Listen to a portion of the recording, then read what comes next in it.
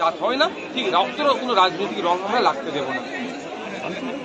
আপনি কি এবার ডায়মন্ড হারবার থেকে দাঁড়াচ্ছেন? শান্তনু ঠাকুর মহাশয় 2019 সালের আগেও বলেছিলেন, ভোটটা নেওয়ার আগে, মতুয়া ভাই থেকে শুরু করে মানুষের ভোট নেওয়ার আগে বলেছিলাম সিএএ করব, ফেলিওর হয়েছেন। 2021-এর নির্বাচনের আগে শান্তনু ঠাকুর মহাশয় থেকে শুরু করে তার পরিবারের লোকজনরা সিএএর কথা বলেছিল, সেটাও ফেলিওর হয়েছে। 2024 নির্বাচন এসছে, শান্তনু ঠাকুর মহাশয়কে হয়তো আবার নতুন জিতার ইচ্ছা গিয়েছে, সেই জন্য কথা বলছে। তবে একটা কথা বলি, শান্তনু ঠাকুর মহাশয় মতুয়া সমাজের মানুষ, তিনি একজন ধর্মগুরুও বটে তাদের পরিবারে।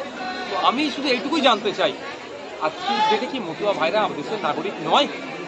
আমার নাগরিকত্বের কি হচ্ছে? তারা কি নাগরিক নয়? না তারা আমাদের অন্য নাগরিক যে ফ্যাসিলিটিসগুলো পেয়েছে কি তারা পাচ্ছে না? নতুন করে আমার মনে হয় যেন মতুয়া ভাইদেরকে কোনো একটা জায়গাতে মিসগাইড করা হচ্ছে।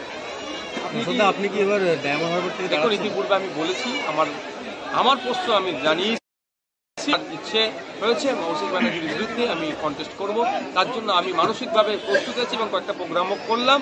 এবার হচ্ছে দল, আমার দল যদি আমাকে অনুমোদন দেয় আমি প্রস্তুত আছি। তবে আশা করবো দল আমাকে অনুমোদন দিয়ে দেবে, কারণ আমাদের এটা বলতে পারেন যে আপনি চেয়ারম্যান, আপনি তাহলে কিভাবে বলছেন দলের? অবশ্যই আমাদের দলে গণতন্ত্র আছে, একটা পোস্ট, বাকি সব ল্যাম্প পোস্ট আমাদের দলে নয়। যে যার ডেজিগনেশন যেটা আছে সেই জায়গায় আমরা হোল্ড করি এবং সেটাকে আমরা প্রাধান্য দিই।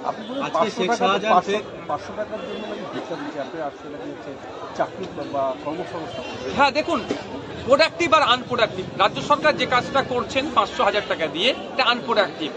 উপরন্তু মায়েদেরকে সবসময় যেন ঢাল হিসাবে দেখানো হচ্ছে। যেমন শিক্ষকের কথা বলি, টিচারের কথা বলি, ডাস্টার চকের কথা বলি, কন্টিজেন্সি ফান্ড দিচ্ছেন না কেন, কম্পোজিট গ্রান্ট দিচ্ছেন না কেন, হসপিটালে ডক্টর নেই কেন, মেডিসিন নেই কেন, এ কথা যখনই বলি তখনই কি উল্টে দেখাচ্ছে যে এর কথা বলছে, লক্ষ্মীর ভান্ডারের কথা।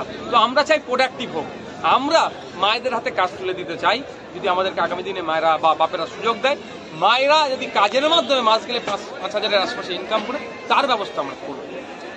শেখ শাহজাহান আজকে উত্তর 24 পরগনা জেলার যে নগর দায়রা যে আদালত, সেখানে জামিনের জন্য আবেদন জানিয়েছেন।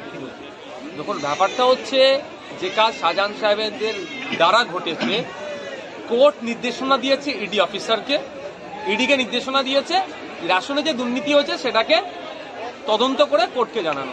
সেই নির্দেশ মতো ইডি অফিসাররা গিয়েছিলেন, সেখানে ইডি অফিসারদের মাথা ফাটিয়ে সিআরপিএফকে সেখান থেকে বিতাড়িত করেছে। আমি প্রথমেই বলবো সিআরপিএফকে ধন্যবাদ জানাই, অন্তত বুদ্ধিমত্তার পরিচয় দিয়েছেন, জিনিসটাকে হ্যান্ডেল করেছেন, নাহলে বড় দুর্ঘটনা ঘটতে পারত, কিন্তু এরা ঘটতে দেননি। কিন্তু যে অন্যায় কাজ করেছেন, যেখানেই যাক না কেন, আমার মনে হয় সুপ্রিম কোর্টে গেলেও তিনি জামিন পাবেন না। তিনি যেতেই পারে, তিনি বারবার করে জামিনের জন্য আবেদন করছেন।